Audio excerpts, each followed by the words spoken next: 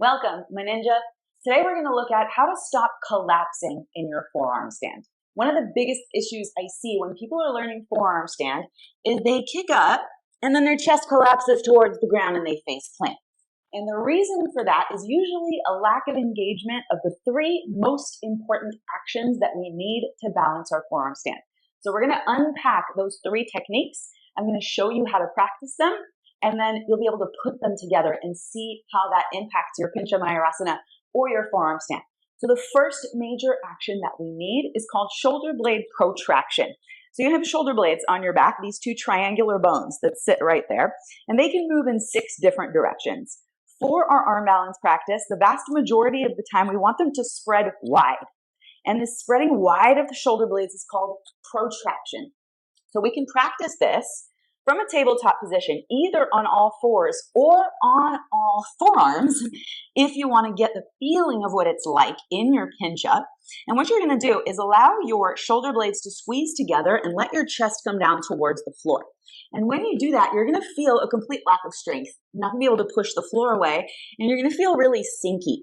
This is what tends to happen to people when they kick up into their pincha. The chest collapses towards the ground, and then your face hits the floor and you go, I'm not strong enough, but you are. So what we actually want to do from here is push the ground away and protract the shoulder blades, spread them wide. And you should be able to see my upper back rounds. My lower back doesn't really do anything, but my upper back rounds and my shoulder blades protract. So you can do this a few times, sinking your chest towards the ground as you breathe in, and then push the ground away as you breathe out. We'll do that 2 more times, breathing in and breathing out to push the ground away. And 1 more time, breathing in and breathing out. And think about maintaining this pushing the ground away and this protraction the entire time as you prep for your kick up. You can also practice this kneeling and seated, right? It's really helpful and useful to do the actions of the pose while you're not balancing the pose. Because as soon as you add balance, now we have a whole nother thing to contend with, balance. And understanding the pieces is helpful. So you can take your hands in front of you and then pretend like you're trying to push the wall away in front of you and feel those shoulder blades wrapping around the sides of your rib cage. Yeah, this pushing forward action is the same pushing down action when you have your forearms on the ground. So shoulder blade protraction or pushing the ground away is step 1, super, super crucial. The second thing that we want to do is elevate the shoulder blades. Remember we said they can move in 6 different directions. Up, down, side to side, rotate upwards and rotate downwards. The second thing that we need, in addition to protraction, in addition to wrapping them wide, we need those shoulder blades to elevate, to slide up our back, right? That's what's going to give us the push strength to not hit our face on the ground. So shoulder blade elevation, we can practice it like this. You can kneel, take your arms up, and then you can bend your elbows and just bring your palms together. And the idea here is we want to take our shoulders up towards our ears. So you've probably heard in yoga class, soften your shoulders away from your ears. Not in inversions. In inversions, we need the opposite. So with your arms in this position, go ahead and shrug your shoulders up to your ears and push. Imagine you're trying to create some space between your forearm and the top of your head. Okay, let's do that a few times. Drop the shoulder blades down, take a breath in. And then lift the shoulder blades up. Feel like you're wearing your shoulders as earrings. 2 more times. Soften them down. And then push up, push up, push up, push up, push up. Soften them down.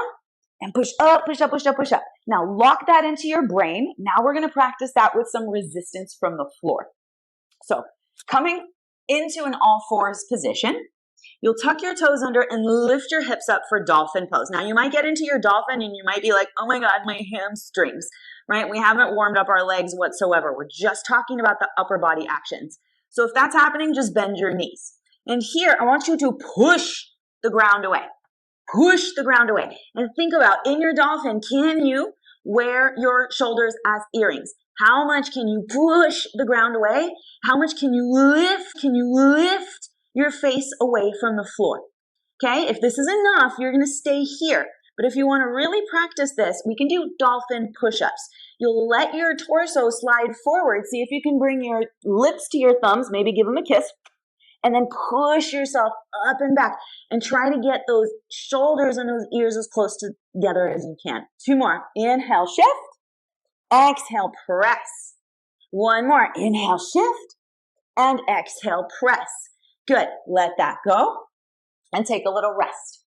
So those things need to happen together, right? Shoulder blade protraction, pushing down into the ground, and also lifting those shoulder heads up to your ears so you really got the maximum push through your arms.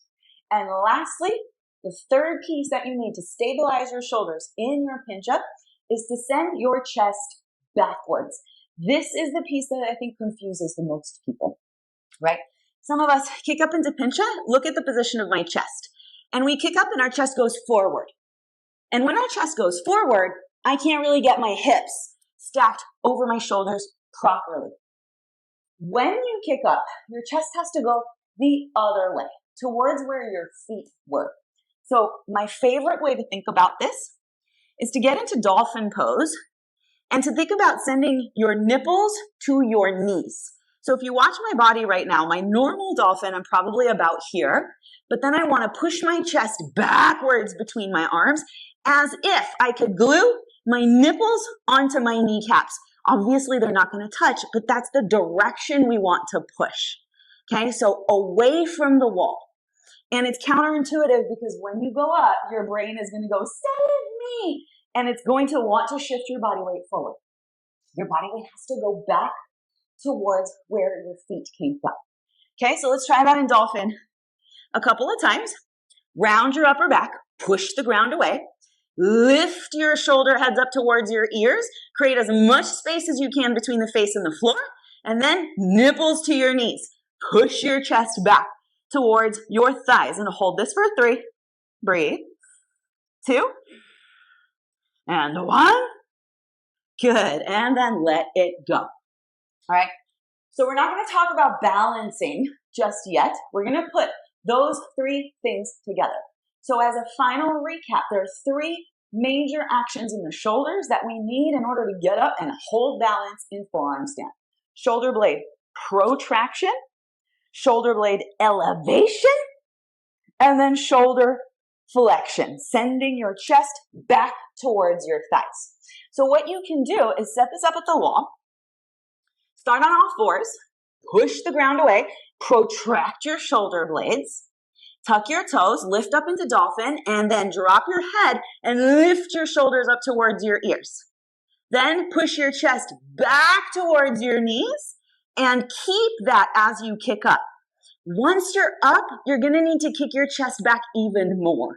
So when I kick up and I find the wall, I want to, instead of sending my chest this way, I want to send my chest back towards where my feet were and continue to press the ground away, right? And from there is where you can start to play with peeling your feet off the wall and finding balance. But if you lose those actions in the shoulders, you will collapse and your face will hit the floor before anything else happens.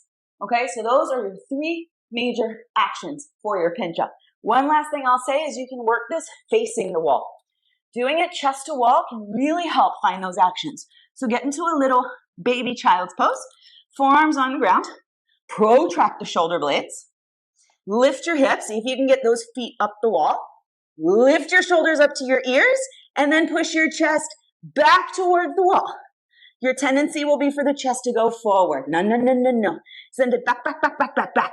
And as you send the chest back towards the wall, you can play with lifting a leg and maybe even looking for balance with the second leg.